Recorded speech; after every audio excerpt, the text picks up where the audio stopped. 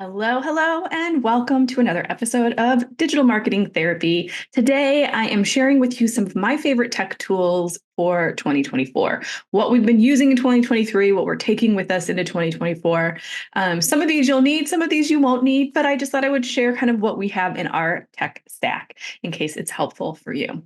A lot of these we've had for quite some time. If you've listened to previous versions of this episode, I usually do about one a year.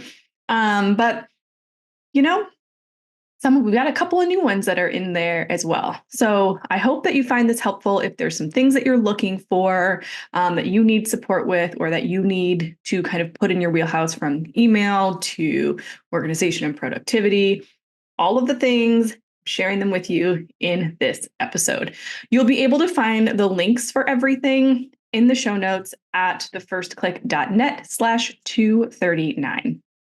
Before we hop into this episode, it is brought to you by our freebie of the month, your tech stack checklist. So if you're looking to add new tech to your business or organization, or if you just want to be able to keep track of everything that you're already using, this is a great resource. It's free to download.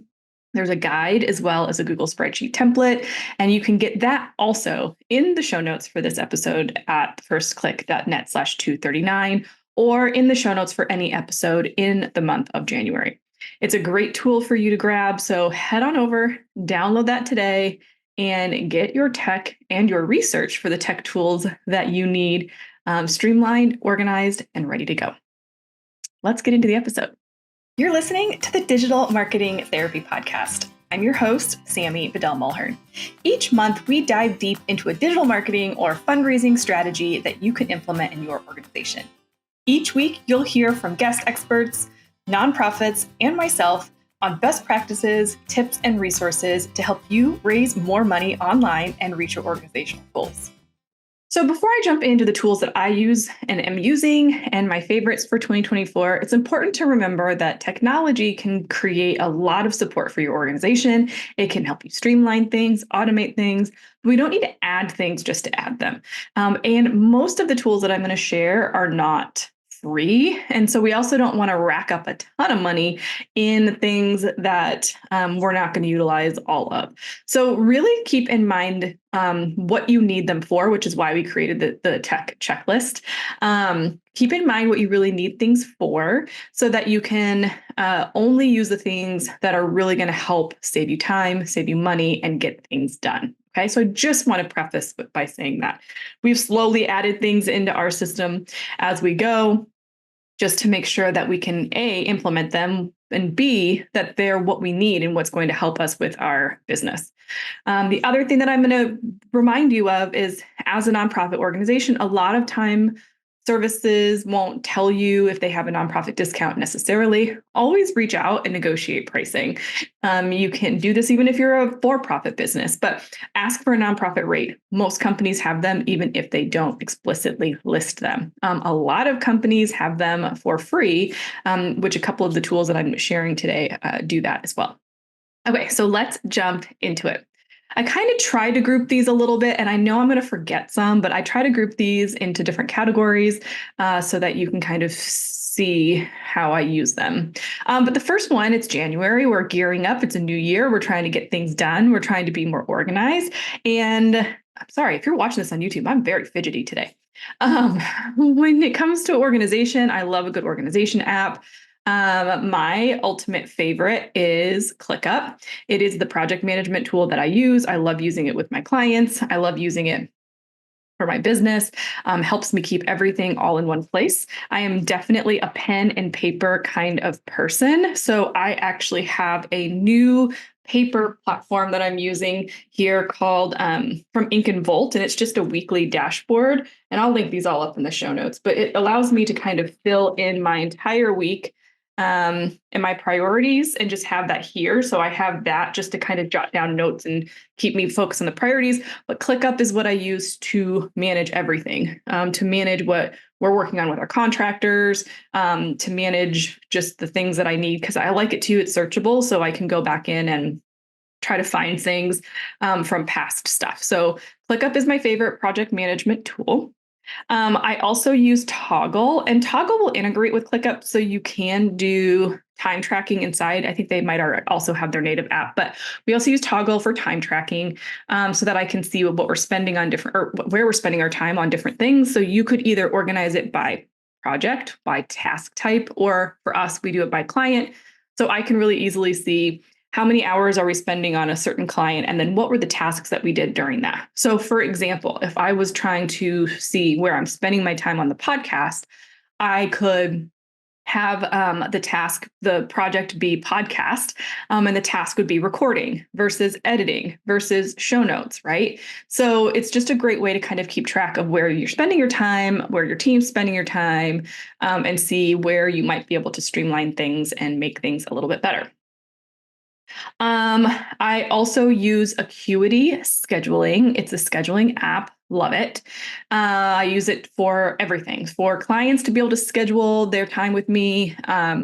If I'm working with people, you don't have the whole back and forth. It just shows my availability.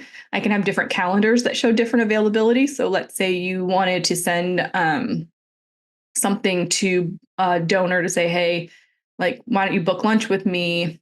They can see maybe you only have Monday, Wednesday, Fridays open for donor meetings, what have you. So you can set all that up and really put it together in a quick and easy way. You can ask people questions. So when I'm booking guests for the podcast, for example, there's a whole questionnaire that gets everything that I need. There's social media links, their bios, their headshots, all the things that I'm going to need so I don't have to chase people down. For some of my consulting calls, it'll ask, what's your website? Where are you stuck? What do you need support with? Not a ton of questions, but just to kind of give me an idea of what we're working with as we hop on a call. You can have virtual or in person. It also syncs with Zoom, which we'll talk about in a second, which I know you all know of now. So it automatically generates Zoom links for me, so I don't have to do that. So it's been a great tool for me to be able to kind of automate some of that scheduling piece and kind of get rid of all of that back and forth.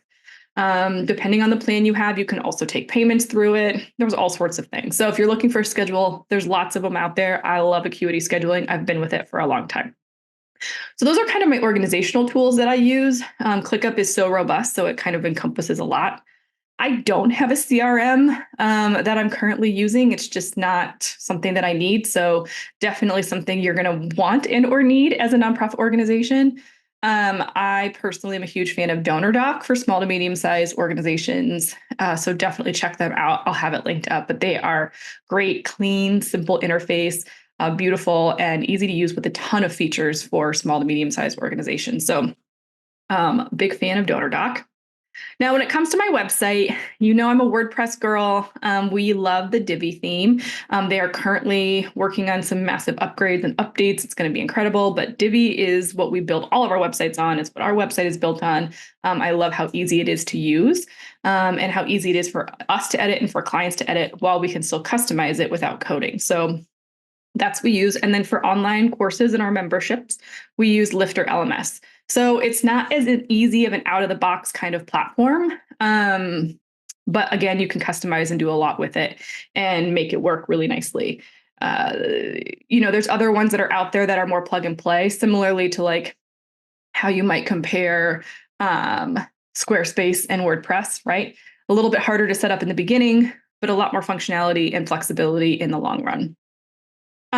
Email marketing is my favorite. I love it. ConvertKit is the email platform that I've been using for a really long time. That's not changing. Love it. There's a few things that I wish we could change about it, but overall, super easy to use, intuitive. And I love that you pay per person once, and then you can just tag them in as many things as you want. So it makes it really easy to segment your lists, and you're not paying for a bunch of different people throughout that process.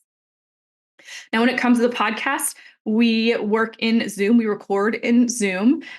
Zoom is a video conferencing platform. If you've been living under a rock, I think COVID forced us all into Zoom world, even though I was living there before because most of my clients were all over the place.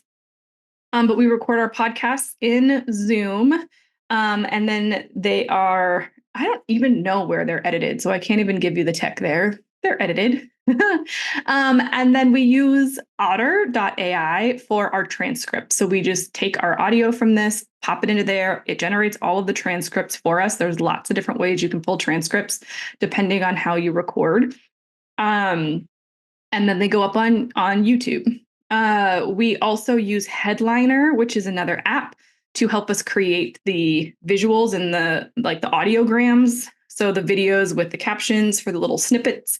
And then we use Content at Scale, which is an AI writing tool to help with the repurposing of the content. So I literally give it my podcast episode and it writes me long form content that I can put out on our sister company website, H&E Marketing Solutions. So a deeper dive into some of the topics. Headliner, Content at Scale, Otter, and Zoom are what we use to kind of create podcast. Now, some other ones that we just have on the side that we're using, obviously Canva, which is Canva Pro is free for nonprofits, but we use Canva all the time. We also use, my developer and designer does most of his work in Adobe. I use Canva for smaller things that I just need to get done. We also use Apollo for cold outreach, email campaigns. It allows us to search for targets and reach out to them. And then we use Google Workspace for our email. Again, Google Workspace is free for nonprofits as well. So that's a real down and dirty rundown of the things that we use. I will link them all up in the show notes for you at thefirstclick.net/239. But please make sure you check it out. And if you have a tool that you're loving and using, share it with me. I'd love to share it with everyone else and just kind of see what things you're using and loving out there in the space. Sorry this episode was so quick and so short, but I just wanted to give you the quick rundown. Grab that tech checklist if you're researching new tech so you can make sure you find the right tool, and subscribe wherever you listen, including YouTube, so that you see all of the episodes as they come out every Tuesday. Thanks for listening. We'll see you in the next one.